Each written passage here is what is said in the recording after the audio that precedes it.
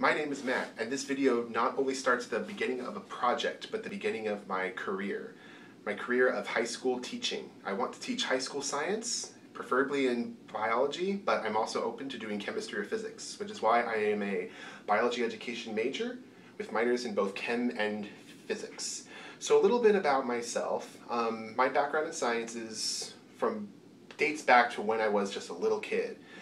I was always interested, I don't know where it started, but I was always interested in astronomy, always looking up at the stars, always wondering what was out there. And I blame it a little bit on my aunt, who a little bit crazy in the head in terms of believing in aliens and such, but that's a moot point here. But I was always interested in astronomy, and that always got me into it. I lived a block from a library, and I would always go there and check out books about astronomy, about the stars. And I still remember the call number 523. Remember that if you want to get your kids' books. And even with all those books, I would also watch TV a lot, because you're a kid in the 90s, you watch TV. And I was always watching Magic School Bus, Beakman's World, Bill Nye the Science Guy, all those amazing shows that would teach you. It would teach you about the world, it would teach you about how it works, it would teach you about science, and I always loved that. And then in school, I was always interested in math. I was always good at math for some reason. Still don't know why, maybe I just have the right brain for it, but I was always good at math, always loved science still, but they would always give me awards in math. I'm just like, I love math, it's good. And then when I got to high school, I continued in math. I was always a grade ahead in terms of math, and I finished all my calculus in high school. But it was there that I discovered what science really is.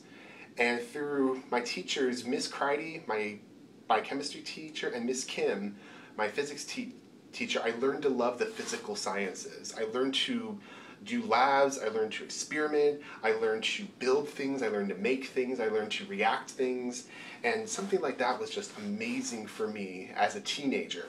And it built up this sort of level of critical thinking that I think a lot of other kids in my grade didn't have, because they didn't get into the sciences enough, like I did. So when I got to college, I was a physics major at first. I went to El Camino, and I was a physics major, and El Camino, because it's in Torrance and it's a huge aerospace industry kind of thing, their physics is geared towards engineers. My mind is geared towards conceptual and not really the applications, so I didn't particularly do well in physics. But when I took biology with my professor, Dr. Palos, who is one of my huge inspirations. She got me into biology, she taught me how to learn biology, and she got me really into what science is really about, even beyond what you learn, what science is in high school. So, and now I'm here at Cal State Long Beach, aiming to get my teaching credential. Now, you may be asking, I'm into science, you're into science, why are you going into teaching instead of research? That's where the money is. That's where med school, that's where the money is. Well, for me, teaching is what I want to do, because that's how I'm going to make my impact on society. I don't plan to make it big. I don't plan to be a huge deal in this world. I don't want to be a huge deal in this world.